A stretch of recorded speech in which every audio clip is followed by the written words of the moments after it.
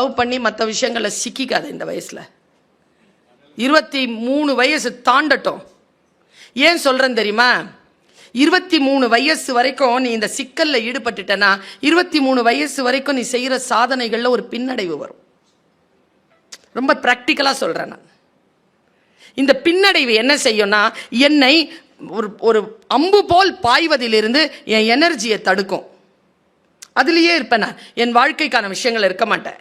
ஆனால் நீ 23 வயது வரைக்கும் உன்னுடைய இந்த டோபமினோக்கான எல்லா விஷயங்களையும் தள்ளி வச்சுட்டு நீ எங்கே படிக்கணுமோ, எங்கே வாழ்க்கையை கற்றுக்கொள்ள வேண்டுமோ அந்த ஷார்ப்னஸை கொண்டு வந்துட்டேன்னா, யாராக இருந்தாலும் எந்த உயர்வான விஷயமாக இருந்தாலும் அது உன்னை நாடி வரும்.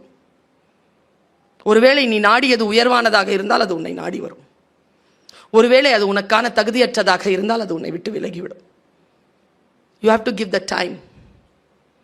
நீ பலியாயிடக்கூடாது. எங்கள் அம்மா சொல்லுவாங்க, வெளியில் பிச்சைக்காரன் இருக்கிறான்னு சொன்னால் பிச்சைக்காரனுக்கு பிச்சை தான் போடணுமே தவிர பிரசாத